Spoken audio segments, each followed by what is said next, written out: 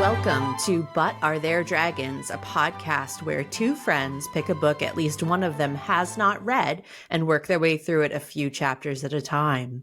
I'm your host, Kritter. And I'm your host, Jess. And we're continuing this adventure with The Return of the King by J.R.R. Tolkien, with me as the resident Lord of the Rings veteran. And me as the Tolkien first-timer. In this, our fourth episode of Season 4, we're going to discuss Book 5, Chapters 9 and 10. Finishing Book 5. Before we dive in, Jessica, what's new with you? How are you feeling? Feeling good, watching grass grow like it's a full-time job. Enjoying my first real summer in our new home and just loving life and really loving the book, honestly. Yeah. It feels like this last book is a whirlwind. So yeah, lots has already happened. A lot has already It feels happened. early still. Yep. Nice. How about you? Oh, well, I'm in my third trimester now, so very baby focused right now, basically. I agree, though. Reading the book has been a nice little consistent thing, and I have forgotten or just hadn't thought about things that happened in the book in a really long time. So it's really nice to be getting back to it after a 20-year hiatus, especially the things that didn't show up in the movies, right? So right. I've also got this weekend, obviously, whenever the episode comes out, it will be the previous weekend, but I'm going to Lord of the Rings the Musical in Chicago, which is so exciting. So I'm really excited about that. I mean, do they sing a song called "They're Taking the Hobbits to Isengard"? I'm not sure if they got the IP to that, but I hope so.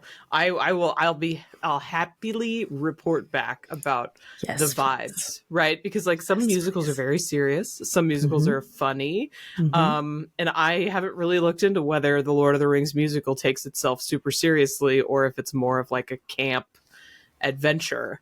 Right. So we'll see. I don't know. I'm pretty excited about it. Either way, it can be fun. Oh yeah, I mean the movies take themselves incredibly seriously, and they're my favorite movies. So I think I will be happy either way, especially just because I love the property so much, and I have never even considered the fact that it could be turned into a musical until I heard that it existed and immediately bought tickets. So I'm very, very happy that I'll be going to see it. Hopefully it's really good. Can't wait to live vicariously through you. Nice. Okay, so now that we're caught up, moving on to the chapters. Yes. Okay, so Book 5, Chapter 9, The Last Debate. A fair morning dawns, and the first thing Legolas and Gimli want to do is visit Merry and Pippin. Gimli makes a point once again to mention how much they went through chasing them across Rohan, and Gimli and Legolas take turns critiquing the city as they proceed through it. This felt like a major tone change to me. How did it hit for you? It gave big morning after vibes. It really... So I wrote in my note that Gimli and Legolas taking turns judging the real estate were a whole vibe of their own. Judging the stonework and judging the houses and things like that. I think that it's a nice foil to the severity of the situation. It's a post-battle scene. And some of this and the talk turned serious pretty quickly. So it was a nice little interjection of some of their banter, which I love. Yeah. So you mentioned it turns quickly. We get back to a little more somber of a note when Legolas once again sees gulls and notes that all of his kind, the elves, have a sea longing deep within and that his had been kindled. Trees just aren't going to cut it anymore. How did you feel about this and the reaction of everyone who heard it? I thought it was sad. I did take note of the fact that he mentions the seabirds and how Galadriel had told him to avoid them. And there were a couple other things, Gimli has a great quote here. The deeds of men will outlast us. There was a couple of really quieter beats in there that stood out to me that I really liked. the longing for the sea was, maybe a little foreshadowing. Yeah. So I assume. I think so. Yeah, it does feel sad, right? Because you're like, there's plenty to see here. What are you talking about? Like, this is great. And Legolas is just, you can tell he's just like, it's pretty much I've been bitten by the bug, man. Like, it's only a matter of time, which, Yeah. Whenever you hear, like, if you have a good friend or something who's moving away, right? It's that same vibe where you're just like, oh, happy for you, but also I hate that you're leaving, kind of. Yes. That was the vibe that everybody was giving, basically. Absolutely. Yeah. So then Merry and Pippin, they're like hanging out. They ask Gimli and Legolas about the paths of the dead because they had heard about them, but they didn't know what they were. Gimli doesn't want to talk about it, but Legolas is willing enough to spill any standout moments from his story and their time with the dead army. There were a couple of quotes from here that I liked. And then there was a comment that Legolas made about how, the ghosts of men hold no fear for him because he basically, he nothings them, right? Like he doesn't, Yeah. I didn't save that particular quote, but he was just like, I'm not intimidated by them in any way. Right. But when he's talking about the ranks that Aragorn had called, he had said, for the dead needed no longer any weapon but fear. None would withstand them. And I just wrote shivery next to it because I was like, that's very, very well done. And yeah, so I thought that it was great that Legolas was willing to share the story. It's also, Legolas does not narrate very often. So it's always nice when he's willing to contribute to some of the story time.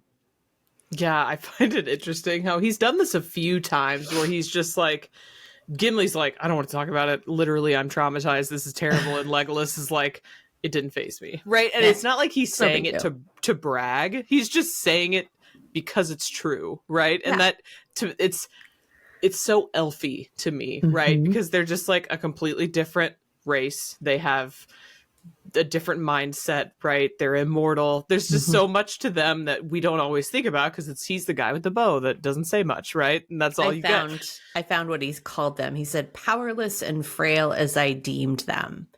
Yeah. And he refers to them as the shadows of men. And I just was like, oh, well, that's a very powerful way to say, that, they hold absolutely zero threat to me whatsoever. Yeah. Yeah. He's just kind of, I think the kids would call it super hard. Like it was a hard statement. Good for him because you never think about him as just being this like cold. Not that it was cold, it was just practical, right? It was just a statement. Like they weren't a big deal to me, but they were a big deal to everybody else because they were literally scaring them to death. I appreciated Aragorn deemed the dead army's oath fulfilled before they got to Minas Tirith.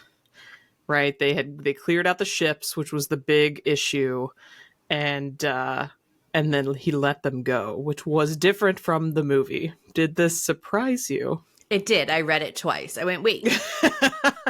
I thought, where are they going? Yeah, I was like, wait. We're only halfway through the book. We're not even halfway through the book yet, and things are changing, which honestly I do secretly love. Because there's so many times where I'm like, is that different? Or have I just forgotten so much of the movie? But this was one of those times where I was like, no. They're definitely leaving sooner than I thought they would. But I thought that was good. Again, I'm a fan of closure. There are some stories that I love greatly that don't necessarily do closure so well. So I liked that, their oath was fulfilled and they were dismissed. I don't really know what implications that has for later in the story, but I'm along for the ride anyways. Okay. I did notice that, he doesn't take the army with him to Minas Tirith, but he did manage to, if not replace them, at least kind of gather a fair number of men to his side after the army left. Like there were slaves on the ship, there were other men who had fled, and he kind of just and there were other men that they had met on the way. And so even though it's different than the movie in that way, he still got to bring a host with him onto Minas Tirith, which I thought was great. I think it speaks to the Riz, right? Like Yeah. Aragorn is a very charismatic character, and he is a born leader of men, and the fact that he can just kind of collect these pockets of warriors and bring them with him. Yeah, people are drawn to him. It's like, it's not just, well, I mean, yeah, it's not just that he is the heir of Isildur, right? The presumptive king of Gondor, but he's just someone that people want to follow because of how incredible he is.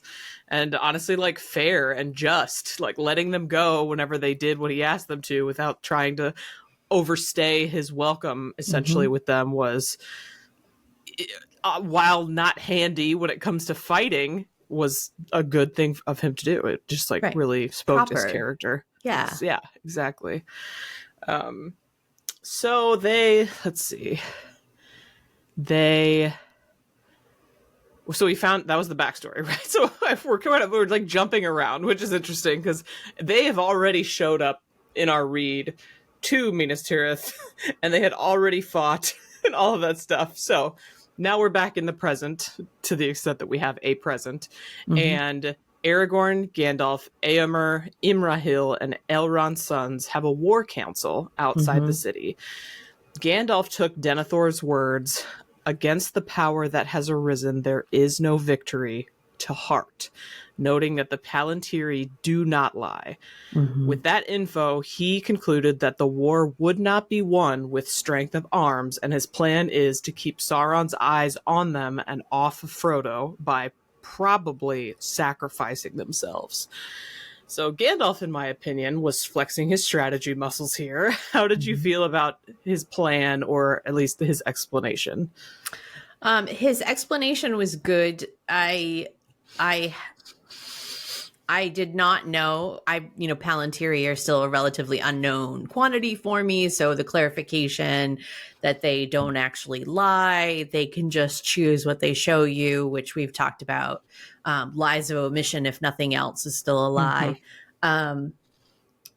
It's giving like Aes Sedai, right? Okay, yes, so we talk about the Wheel of Time. We do. Like sometimes, but there are these women in the Wheel of Time that they take oaths that they literally cannot break. So, and one of the oaths is that they cannot speak a word that is not true. I think is maybe like near the official language. But there's the saying that says, the words you hear, or the words they speak, and Aes Sedai speaks, may not be the truth that you hear. That you think you hear. That you think or something like that. Yes, that's right. And so basically the Palantiri are Aes Sedai is what I'm saying. Because they could show you something and you can interpret it one way, but they could just be very much manipulating what they're showing you in the sense that it could be completely true, but out of context or whatever. So I thought that was fun. Sorry, I interrupted you. No, go ahead. That's okay.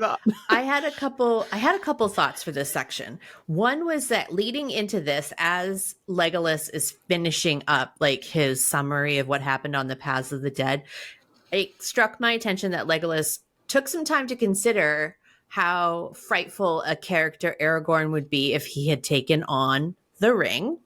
Oh yeah. So it's a nothing. It's like 2 sentences. But it shows somebody else perceiving him in that way and what a mighty, terrible figure he would be if he had done that. And then that talks about, not for naught does Mordor fear him. And then it mentions that is he not of the children of Luthien? So I feel like we got this alluded to maybe when we were at the Council of Elrond at the after party. But I did take note of it, that he is definitely a Luthien descendant. So that stuck out to me. There was another quote in here that came from, I think, Gimli, that says, "Oft hope is born when all is forlorn." I thought that was just very poetic. Legolas, follow what may, great deeds are not lessened in worth. And then as we come to Gandalf kind of laying it out, and this is what the Palantiri must have shown him, and it's not a lie, and the enemy is that hard to face and all of that stuff. I think the thing that struck me the most is that he just straight out talks about the Ring of Power. This is the first time that I've seen Gandalf out the Ring of Power, because I went back and I was like, wait, who is he talking to? I'm flipping imaginary pages because it's a Kindle, people. But yeah, I was like, oh no, he's talking to Imrahil and Éomer and the Sons of Elrond, which I don't remember Imrahil from the movies either, or the Sons of Elrond, so I'll be looking for them. Okay. But I was like, this is the first time in casual conversation with someone who didn't already know about the Ring of Power, where he blatantly discusses how that's the context, that's the landscape when the Ring of Power emerges. And I was just sitting there going, oh, we're saying that part out loud. Okay. Gandalf's just cards on the table. We're laying it all out. You think you just fell out of a coconut tree? You exist in the context. Yes. So basically the context is there's a Ring of Power out there, maybe in Mordor at this point, and we've got to make sure that it gets to the mountain. So what are we going to do here? Like, yikes. So and I think the other big takeaway for this whole read, but definitely this part of this chapter, I feel like I knew that it was a fool's errand and a suicide mission for them to ride for the Black Gate from the movie in my previous life. I did not realize, although I'm sure somebody said it, right? Like, I'm sure that it was there and I just didn't pick up on it, that they were committed to the bit because that drew attention away for Frodo and Sam to make their trek. I don't know why that struck me so hard, but I was like, oh, that's why they were trying so hard. It's not that they really thought that they had a shot. It's because they had to put on an incredibly good show to keep the attention of Sauron focused on them so that Sam and Frodo had any hope of success on their end. Again, I'm sure it was stated or at least heavily implied, but I did not really get it until Gandalf laid it out for me like I'm 5. So well, and the thing is in the books we get a lot more detail, right? Because in the movies we might have gotten that line from Legolas, like one of his 5 lines, a diversion. But that's, that's just one thing. In this case, we get like Sauron thinks Aragorn's the ring bearer. We can bring a smaller force than we might otherwise need to bring because he might think that this is like hubris and that Aragorn thinks he's got more power than he actually does because he's got the ring, right? Like there's so much. And the fact that they left people behind, like, was not communicated in the movies really. And so it's like they're literally like, no, we're basically picking and choosing the people we're sending to their deaths, like people who are willing or at least willing to follow orders to create this diversion to draw Sauron's eyes and literally away. Just bring enough for plausibility. Yeah. Yep. Like, this is an assault by the ring bearer and I'm gonna like let him come into my trap. Like they're basically willingly going into a trap. But what is it? Is it like a Guardians of the Galaxy thing where it's like it's not like it's not really a trap if you know it's a trap. If you know it's a trap, that's basically what their like logic, which I think is so funny. Yeah. But true, right? Like Gandalf is if he feels very mastermindy here, where he's like, let me give it to you. Like, we're not gonna make them come to us. This is how we sell it. Like, we're not gonna drag this out because we are in the end game here, and we got to put all of our cards on the table, basically. Yeah. So this part was huge, and again, it's not a big departure from the storyline. It's just that context really makes a huge difference for me, to have it all laid out. And a lot of times when that happens, it just so happens that it's Gandalf dropping bombs, right? Like he's just explaining things in a way that really drives it home. And those were things that, younger me didn't even think anything of, right? Like I just blindly took it, but now it's rooted in something a little bit more factual. Yeah. And then, there were a couple of really great quotes through this part. But I think my favorite one is, uprooting the evil in the fields that we know so that those who live after may have clean earth to till, which also kind of throws back to how much Tolkien tends to idolize, or make seem more desirable a very agricultural lifestyle, a very simplistic lifestyle. For example, life in the Shire, where you grow crops and things like that and are at one with nature.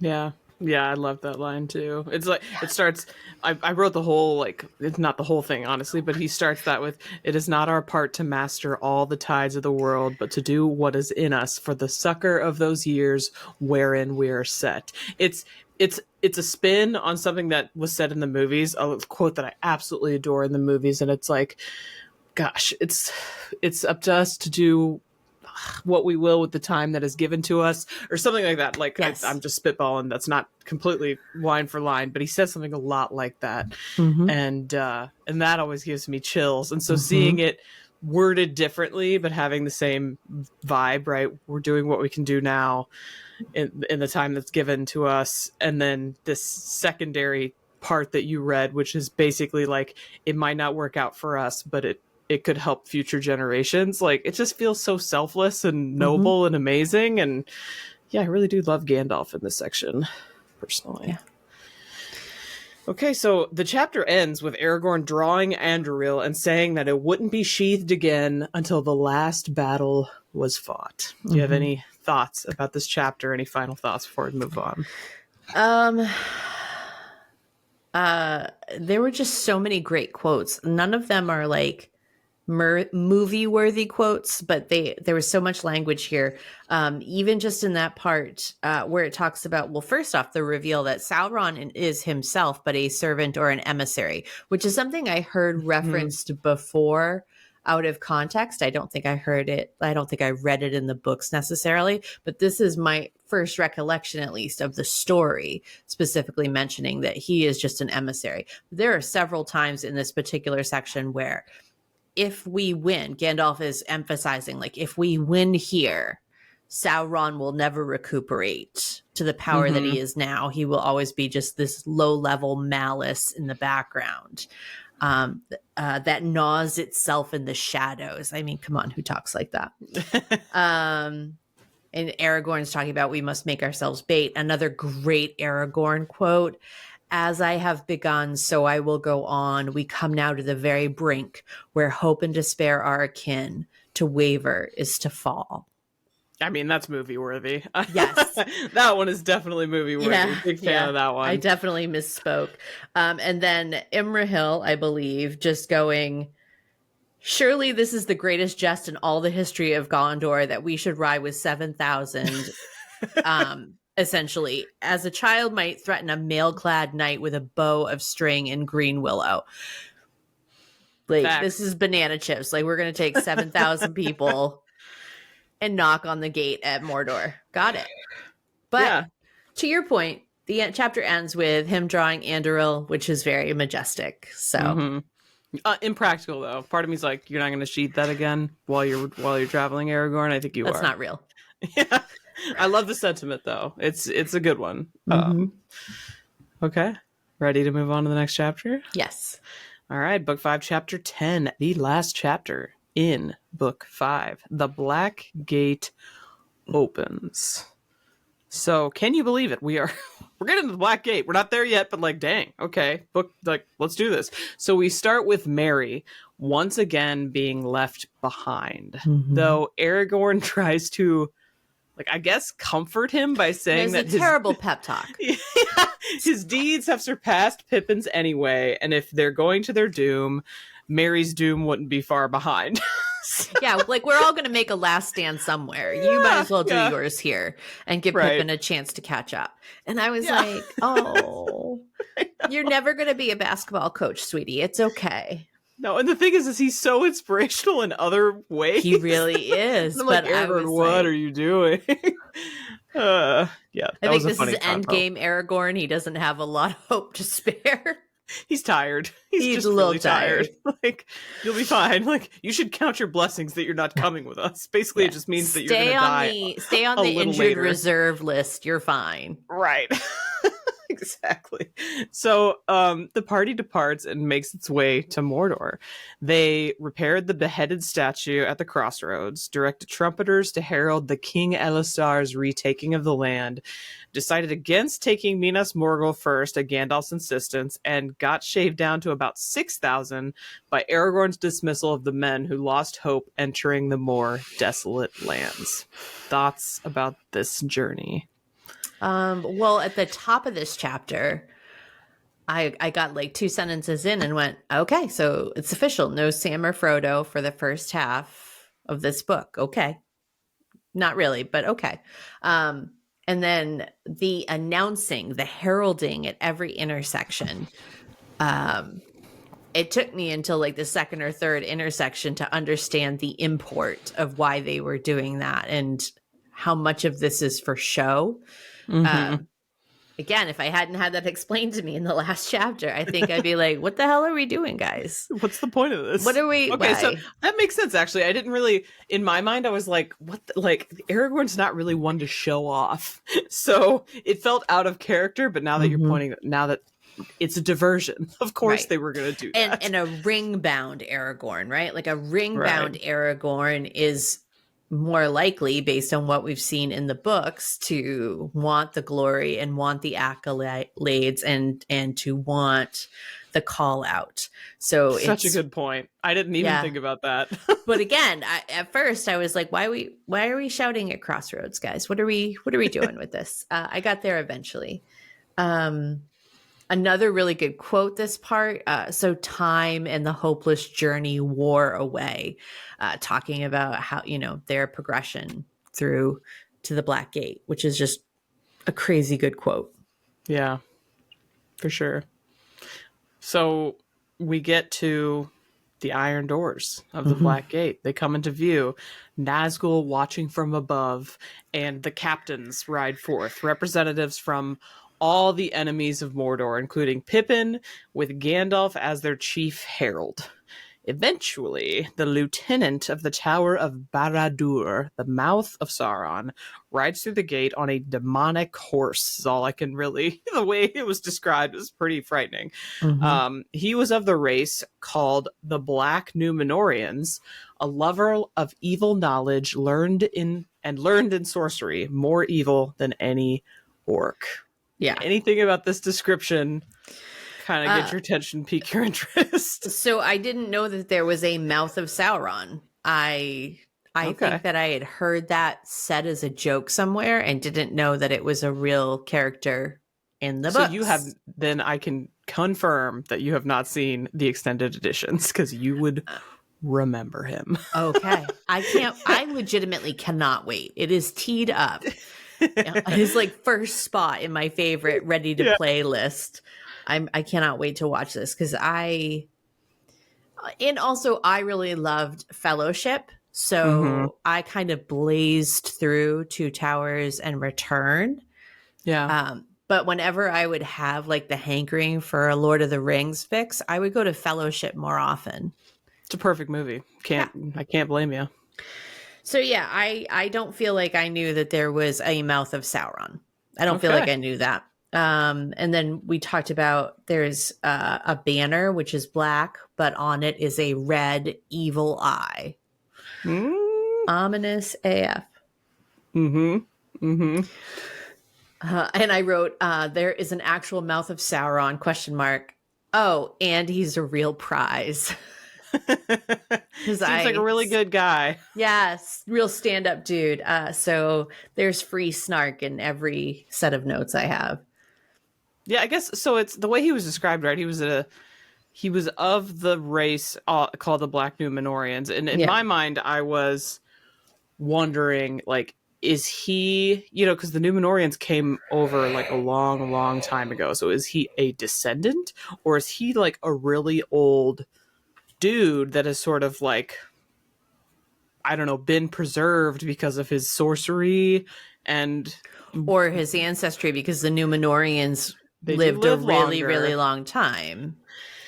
That's true. So yeah, maybe a combination of both. I don't know. But anyways, it intrigued me because he is presented differently. I won't say how in the movies. And so the fact that they were like, he is human, to me was kind of shocking. So yeah, I was very intrigued to read about him again for the first time in 20 years.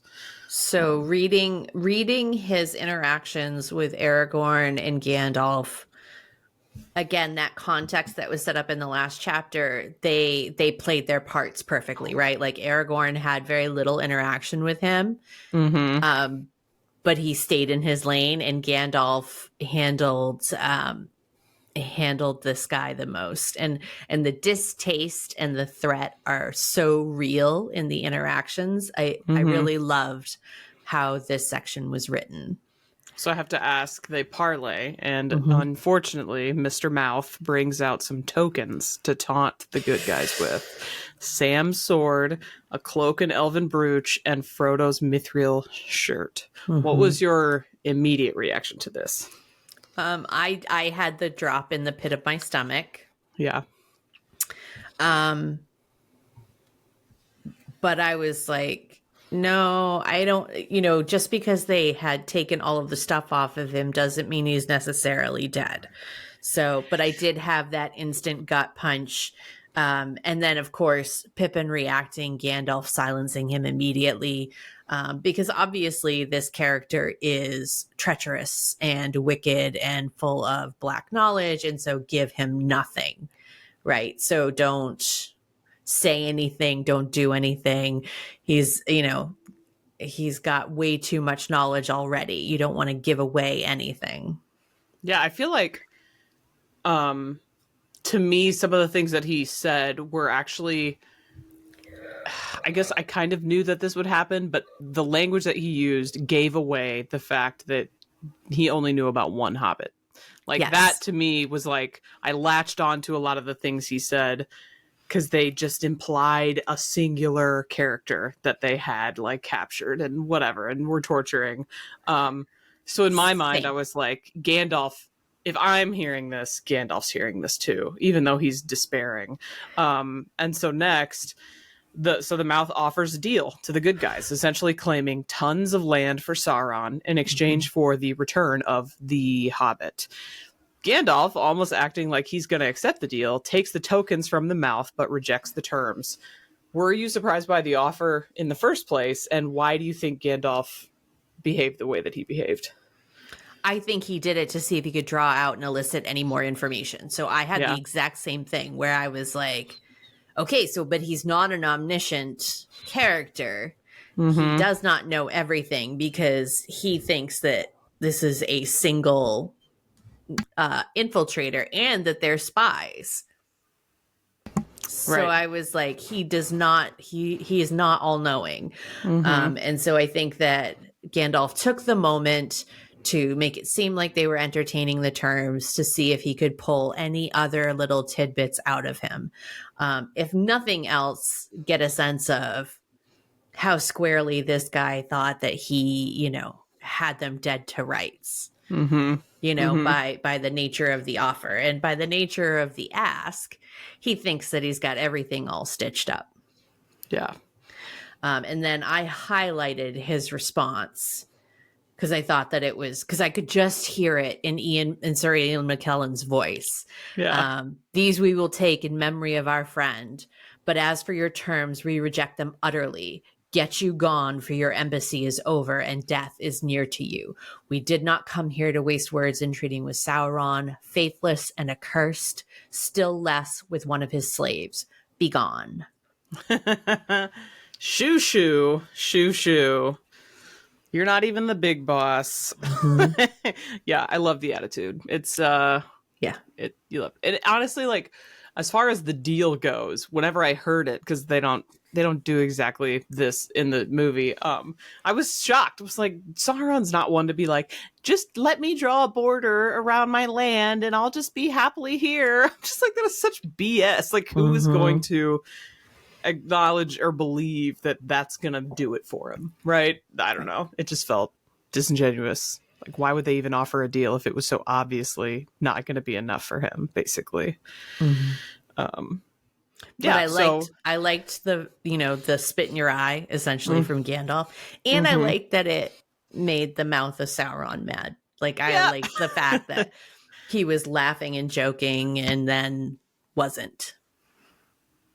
Yeah, Gandalf shut him down real fast, which I really, really liked. But that essentially kicked off the fight, the last battle, the big altercation. So as the battle is starting, Pippin can't help but wish that Merry were there, understanding a little better Denethor's desire to choose the time and manner and company of his death. Did this make you feel any type of way? Well, I don't necessarily want my guy taking lessons from Denethor in any moment, but I know. I do understand it, and I do understand being like in a really tight spot and wishing you had loved ones close to you. I was recently reminded that these guys are cousins. Yeah. I had genuinely forgotten that there was any familial relation. That there's a bond beyond friendship, and yeah, I felt bad for him. I feel this is a moment for Pippin that I got to have tangibly for Sam and for Frodo, that they're forever changed by this experience. And I think I might have already said it in a past episode. I don't feel like I had that as much for Merry and Pippin. Like, they went and they saw some stuff, right? They went through some things. They did some things. But they were kind of the sideshow in a lot of ways, and they seem largely unchanged by their experience. And so when we have these moments, they really stand out to me because it's a reminder that these guys are not a sideshow. They went through, equally serious stuff. They're literally making a Suicide Squad last stand. Yeah, and he's there on the front lines. And he thinks his friend is dead. And he misses his relative. It's really sad. So Pippin is near Baragond when a group of hill trolls descends upon them. Baragond is stunned and falls, but Pippin manages to take down the troll that was leaning in to tear out Baragond's throat, because apparently that's their finishing move. Unfortunately, even though Pippin takes him down, the troll falls, crushing him, and Pippin loses consciousness, his eyes seeing no more as he hears cries that the eagles are coming. And that is the end of the chapter and book 4. Book 5. Thoughts before we pick an MVP? Amazing. It's an excellent chapter end, an excellent tone shift. Hell yeah. He took out a troll. Absolutely. Yeah, good for him. Love that. The eagles are coming. I love when we end on hope. I know we can't always end on hope, but I like it when we end on hope. And I think that was probably my favorite part about this chapter ending this way. So you saw it as a hopeful ending? Because it felt to me like Pippin was not in a good place. No, I mean, he's not. He's got a troll on him. And hopefully he doesn't get smothered. But eagles are big. Like, they could lift a troll off of him. It could happen. True. Okay, well, I took the ending differently. Okay. I took it as like, obviously in the grand scheme, the eagles coming is a cool call back to the Hobbit, first of all, and like it gives hope to the people around him, but it just felt very much like Baragond was down, Pippin was down. Pippin literally said like goodbye in his and he mind fades to black. He's like, oh, this is how it ends, basically. And so I guess I took it in the, like, I was more on the Pippin is dying train than the eagles are coming train. Like, that was a side thing that was. So I don't know if you know this about me. Avoidance is one of my favorite things. Okay, that's fair. Yeah, I think I was just maybe in a dark place while I was reading it, and I just thought. I mean, you were reading it as written. I just went, okay, there are eagles coming. We're going to latch on to one little shred of hope. Everything's fine. That's fair. Okay, well, any other thoughts?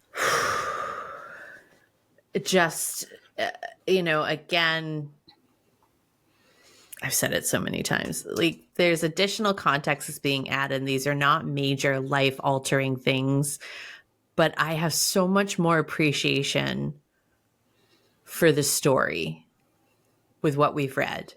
Yeah. And there are things that were done in the movies and choices that were made that make far more sense to me now than they did at the time. Okay. I love that. Yeah. More context. So, we've got a tradition where we pick an MVP from the characters we've read for each episode. Cue the music. Jessica, who would you name as your MVP this episode? For this episode, I think that it really has to be Aragorn for embodying the mission leader. He is not doing any hand-wringing or questioning. Like, he knows what the mission is. He accepts his fate, and he has squarely, filled out those boots. Like, he is in that role, and he knows what it is, and he's going to lead his people, and he's going to be 100% committed. And I salute him for it. Okay. That is not what I expected. I thought that this episode it was a firm lock that we were both going to pick Gandalf. I thought about it. You know what? I love whenever we definitely disagree. Thought about it. Yeah, because what he did, presenting. Well, I'll let you talk. I can shut up. No. I think what you're saying, he teed Aragorn up, basically. He had the plan. Mm-hmm. He had the internal knowledge, right? He listened to Denethor, even though Denethor sucks, to get the information that he needed to get to have the best possible chance for Frodo and Sam's success, willing to sacrifice himself, doing it with style whenever it comes to interacting with the mouth. Yeah, I was very much Team Gandalf this episode. Yep. He had it was neck and neck. It was neck and neck. I think this is part of me like making up with Aragorn, because there have been a few times along the travel where he has been very equivocal. He's been very hand-wringy and indecisive, and I don't care for that. Okay, that's fair. And so now we're here, the rubber meets the road, it's time. And even though there are definite reasons why he was chafing against his destiny leading up to this, the time has come and he is being the man that he was destined to be. And so that's ultimately what made me sway my vote to him over Gandalf, because what Gandalf did was incredibly crucial. Yeah.